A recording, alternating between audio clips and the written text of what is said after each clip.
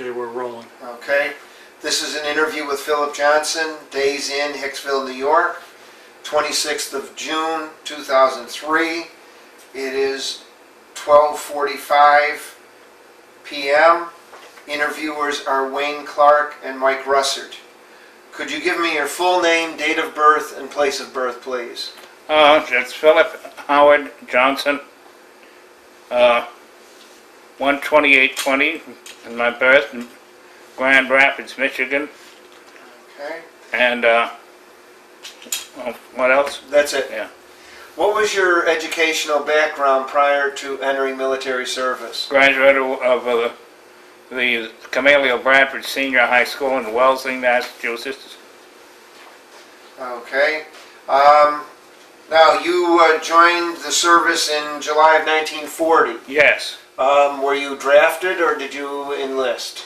I enlisted. Okay. You picked the Army Air Corps. Yes, Why did you pick that? because that's the type of life I wish to live, to be in something connected with aviation. Had you ever had experience with aviation? Only going around the local airports and helping wash airplanes, and got a couple free rides and stuff like that. But it was what I wanted to do, to be in one part of aviation, either flying or on the ground. It didn't matter which. Okay.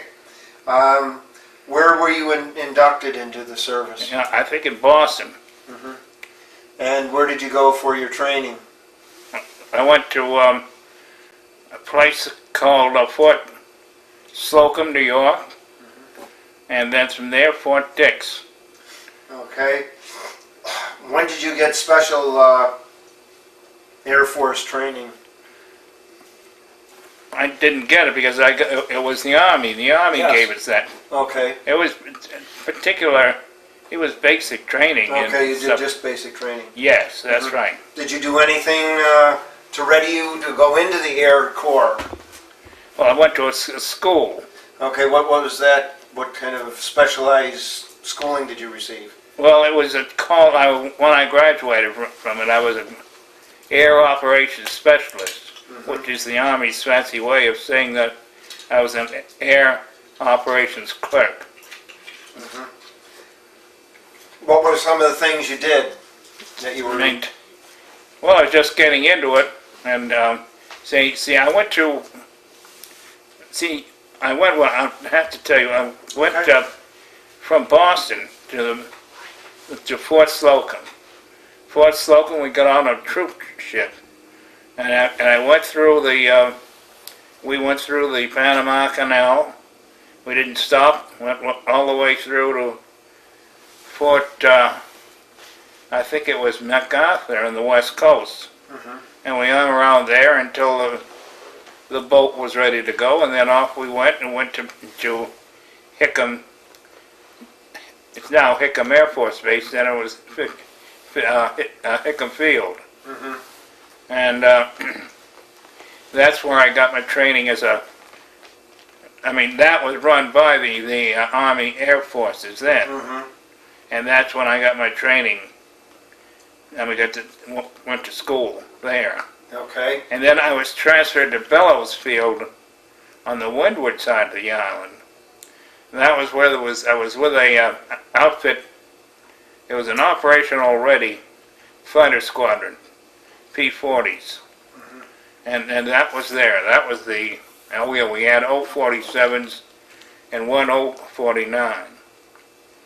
And that's what and I was working there. And I maintained pilot flying time and a lot of administrative duties and stuff like that. That's what I did. That was my job. Okay, one of the questions we usually ask is, what do you remember about December 7th? What do you remember? The whole 9 yards, the whole thing. Because I remember we had been on and off these sabotage alerts prior to, of course, December the 7th. And this time we had just come off a sabotage alert. And usually at the end of a sabotage alert, they would try to spread out the airplane so in case of another one occurring, they wouldn't come in. I mean, they wouldn't hit the aircraft, and which were at dispersed locations. Mhm. So after that was over, it was a Saturday. And they said, well, we'll do that Monday morning. We'll disperse the aircraft again Monday morning.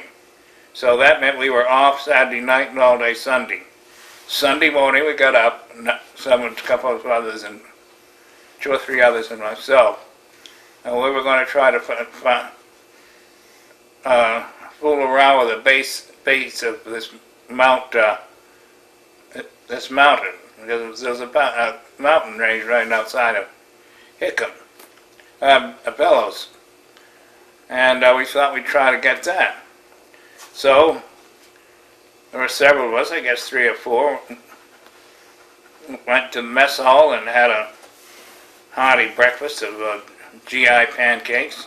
And from there, off we went to the road, main road.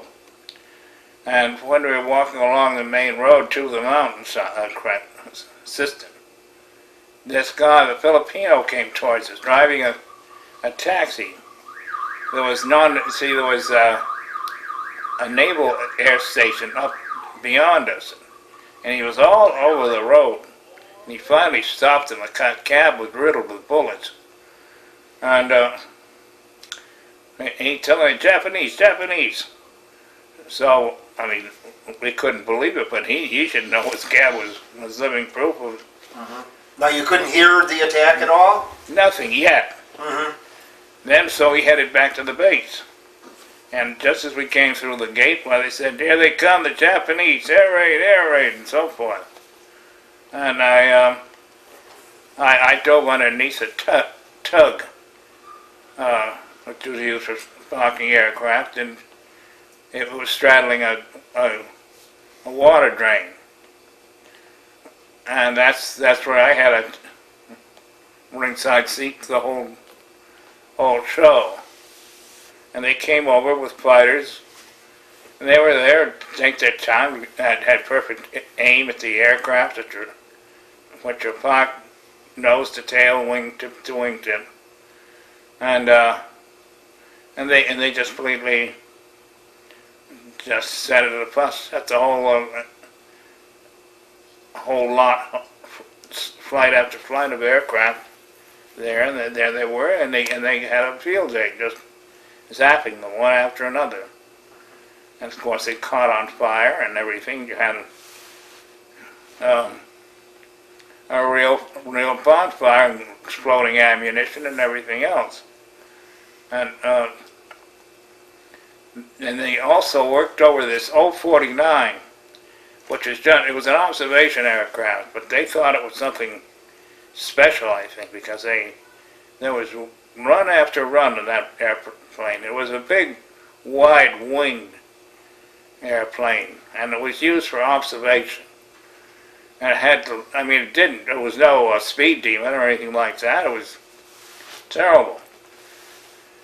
I mean, it was just a plain old observation aircraft, that's all it was. So, finally, they left.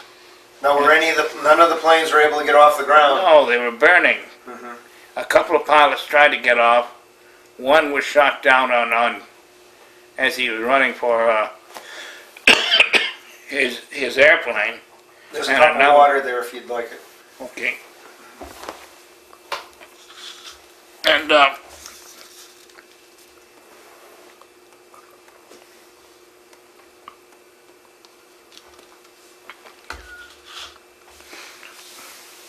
And one of the fellows was shot down as he was trying to take off. Yeah. And another one was off the ground as he was gear up and everything was, and they zapped him there, and that was it. We tried to get 2 airplanes off the ground, and that was no go. They're both killed, of course, in that attempt. But then again, we saw there was a B-17 on its way in after that. And that was one of those B-17s being ferried over from the States. So, I mean, he had a whole flock of them right on his tail, so he's going to, so the airplane, he brought the airplane in on a wheels-up landing. And it's a short runway because it was based for fighters only. And the B-17 skidded right to the end of it and over the end of the runway. And the crew,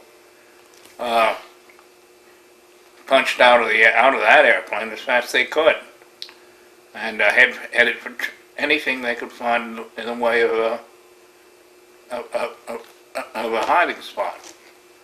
And they worked it over for a while, but that was the end of that. They took off. So finally they decided it was all clear. So when I got up in my spot, I looked around and there was a mess, a sight to behold. The smell of burning rubber and gasoline, and the flight line was a mess. This was, as I say, an operationally ready fighter squadron. It was ready to go. And now it was nothing but junk. Then it dawned on me what had happened. I couldn't believe it. I couldn't believe what I was seeing, but I was there and I saw it. And so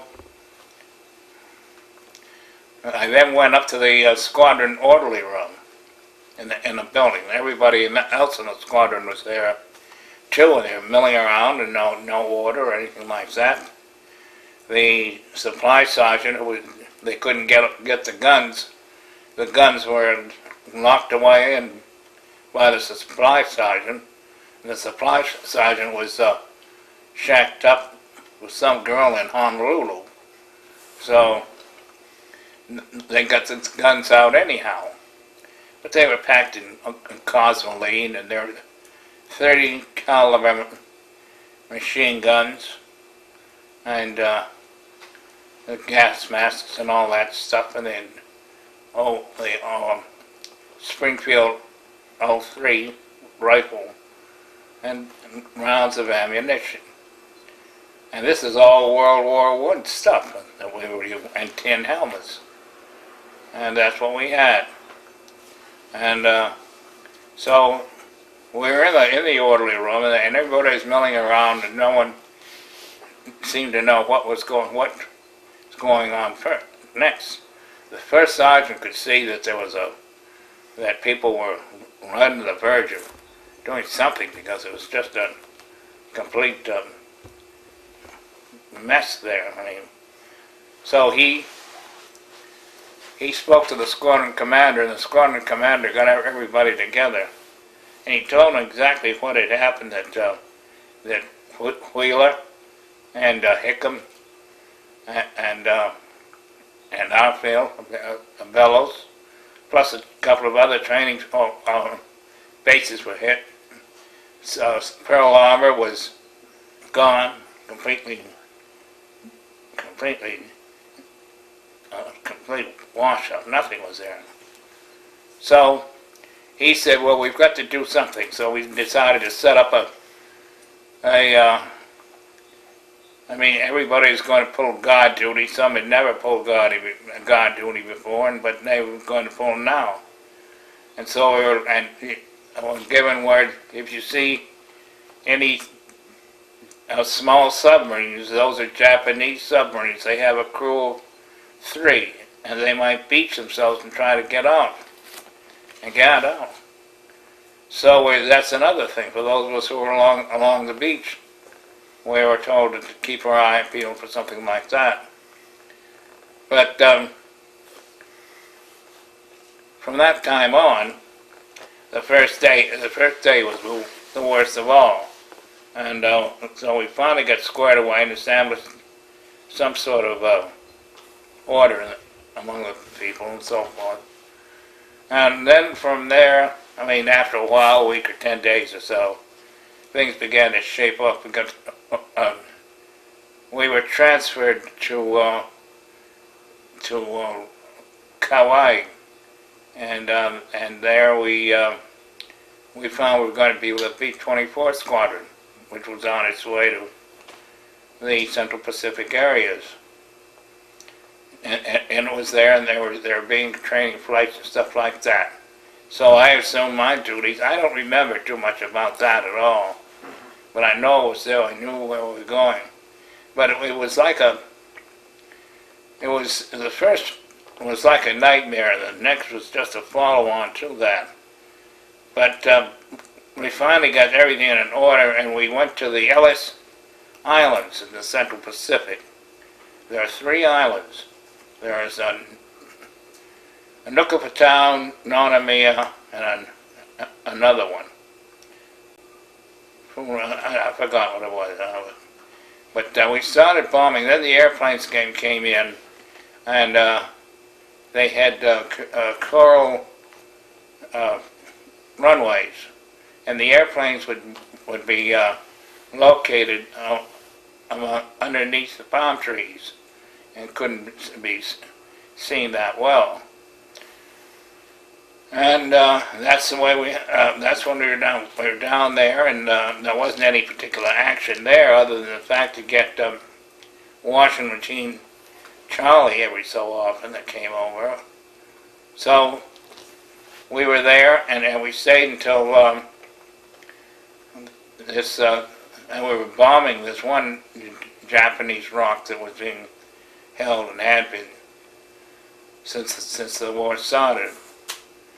And it was a tremendous mess. Oh, it was strongly fortified and so forth. But when we finally got that, we were bombing that, the Navy was going at it. They invaded with Marines. And then I remember this particularly because I thought it was rather a unsatisfactory way in which they handled it. But this general in charge of the Marines, his name was H.M. Smith, and they called him Howling Mad Smith, because his only way he would follow or solve a problem was to send more men in. And that's what sort of a general was. He had no strategies or this or that. He would just send more men in. But this thing, they went into this rock, and the landing craft got hooked up on submerged tank traps. And so the only way to get to shore was to punch out of the landing craft and go ashore. And of course the Japanese was clear to break them back and forth with machine gun fire. So old Howling Mad Smith send more men in. That's the way he did it. So from there, we went back to Hawaii and got ready for Kwajalein. And I think we were bombing Kwajalein from Hawaii, from this island there. And we went to another one after that. In the meantime, I was still maintaining my job. Well, by now I was, I guess, a sergeant or something, and we had a base operations, and I was in charge of that, and we were also had to make sure that we had secure foxholes and everything into which we could jump and be covered up in case of attacks. From there we went to Saipan, and it was at that time, they were just getting things going with the B-29s and stuff like that, and the B-24s were sort of second rate because of the range that was short. It didn't have the range which a B-29 had. So, but I had enough points by that time, at that time, to go home. So I went home, and I was discharged from the Army as a staff sergeant and went to school at the University of Vermont. Now, when you some of the islands, like you mentioned, Tarawa and Kwajalein, Tarawa, that's the one Yeah. I'm thinking of. Kwajalein and Saipan, the bombers that left from your base where you were bombed these islands, or did they end up moving there and establishing airfields on Yes, yes, Mhm. yes, we conquered those islands and also Tarawa. those? Mm-hmm. But we never used Tarawa Yes. or anything, as I remember. Yeah, I don't think it was ever used as a forward base. Yeah. I think it had 2 airfields on it, but I don't think they ever used it. Okay. Okay, you went home. Did you recall how you felt when you heard of the death of President Roosevelt?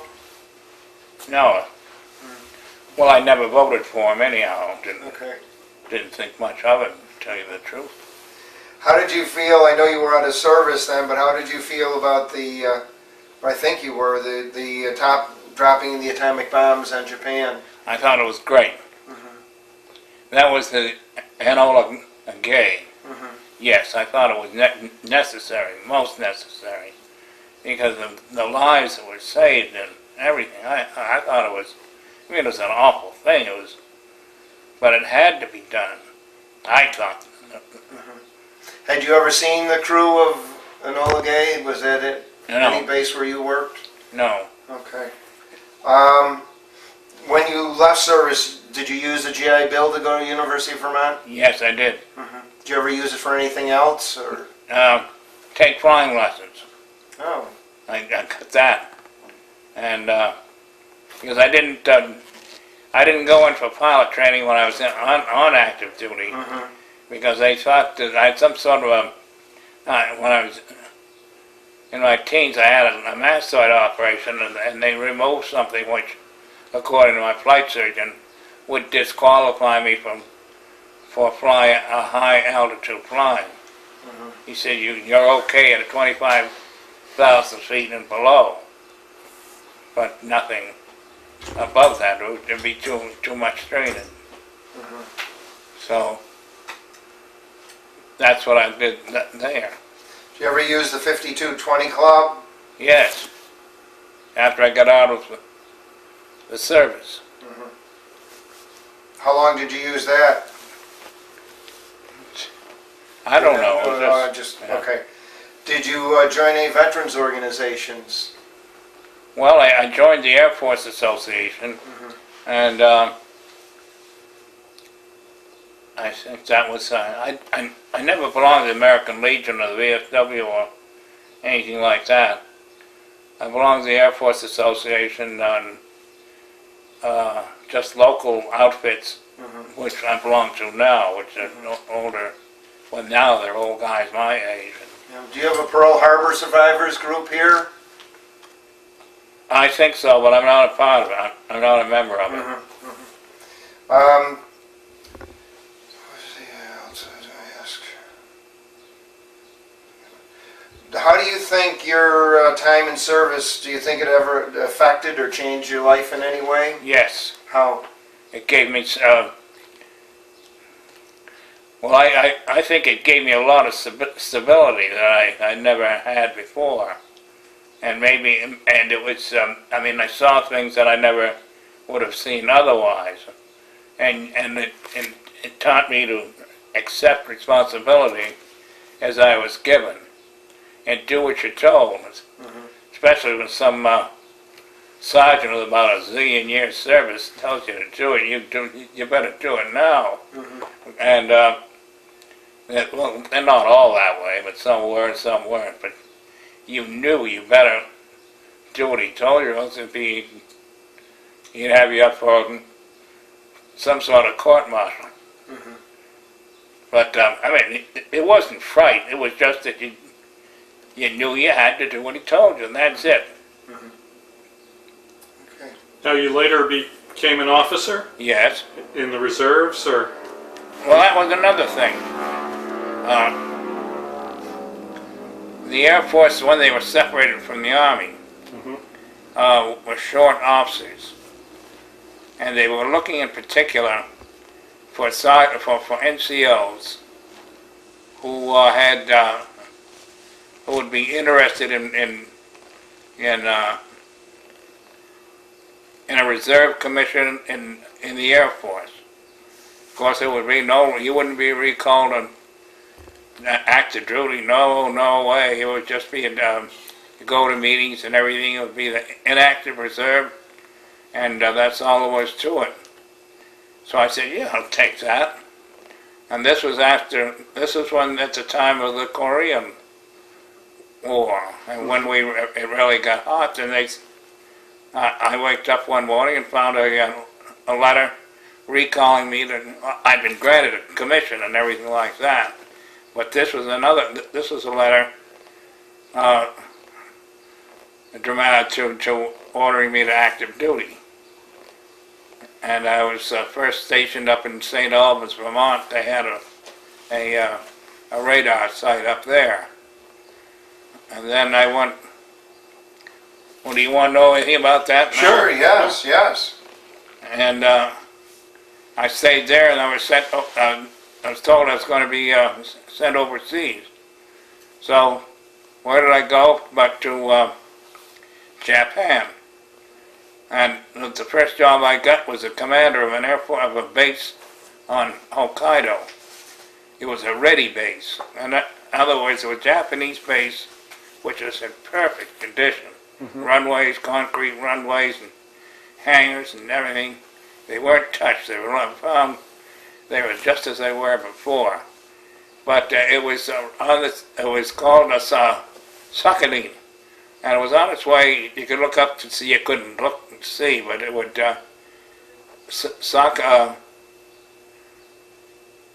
Yakumo was the name of the base. But they would get up there and they'd fly around and check out Sakhalin where the Russians were. Mm-hmm. They had aircraft up there, and our point, the point we had was to operate a ready base and supply the aircraft with fuel, ammo, and whatever they needed, plus sleeping quarters. And we had a number of airmen who were highly skilled, mechanics, communications men and stuff like that. About 21 in this group, and I was the commander. And I would maintain the base. I'd maintain contact with the mayor of the town of there at Yakumo, and we would service these F-86s which came in from the bases around Tokyo. They'd go up on the training flight, and they'd top off the tanks in the airplane, and then head for Sakhalin. And they'd get just so far from Sakhalin, knowing full well that they had alerted the Russians, and they're probably scrambling to see what was going on. And so then they pulled back and head back for the bases they came from around, and that's what they were supposed to do. Just keep the Russians on edge and keep them away from, because they figured that the Russians would be going into Japan. They wanted it, and I mean they were going to get into the Korean War, but they never did do that. But they thought they might, and they wanted to be ready for them when that happened. So that was a nice assignment, and I had that for about 18 months, and then they needed a fuels officer down in Misawa, which is the big base in northern Honshu. So I was the petroleum officer for that, and they had a load of fuel in that base too. I mean, they had dependence stations there, and we had not only jet fuel but other aviation fuels. We had home heating products and all that stuff. So was my main job while I was there for the rest of the time. And we used to fuel the fighters and all that stuff. In fact, one of these things I've got here, one of the pictures that I was going to throw away, and did throw away and later saved, with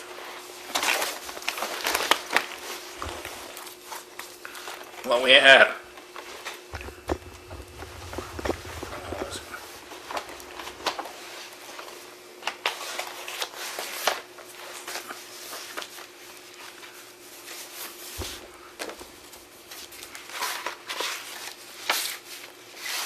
If you hold that up in front of you like this, Wayne will be able to focus on it.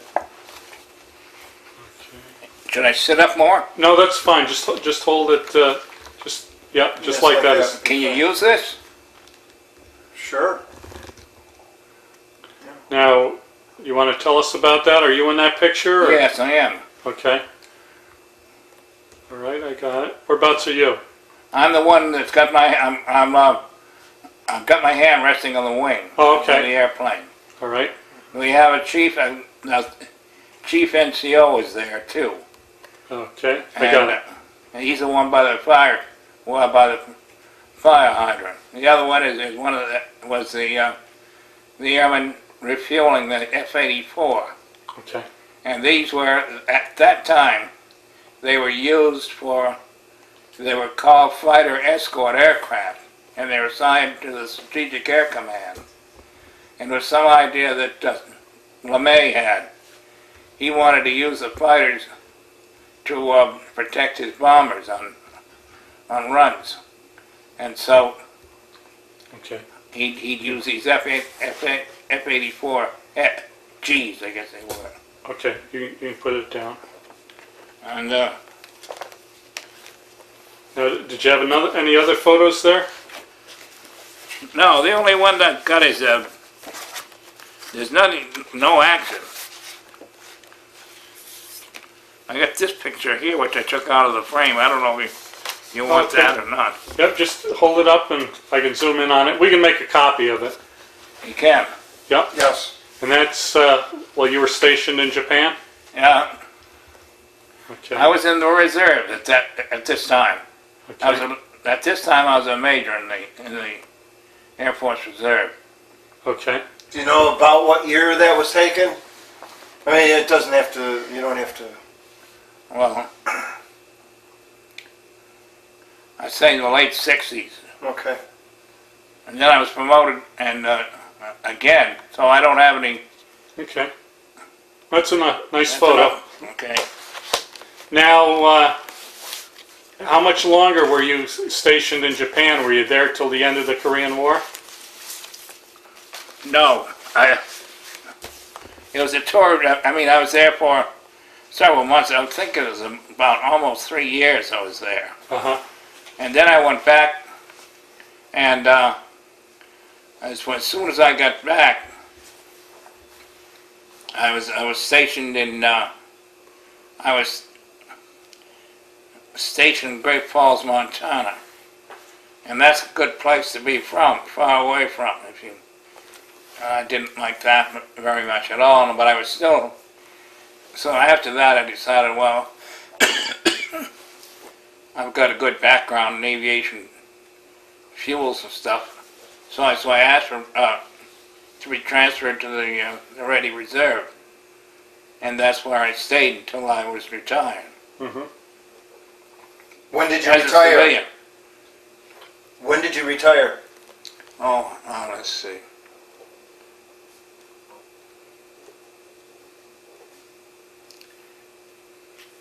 I think it was 78. Did you retire as a colonel? Lieutenant Colonel. Lieutenant colonel? Okay. And this picture was taken when I was a major. Okay. Okay, well, thank you very much. Thank you.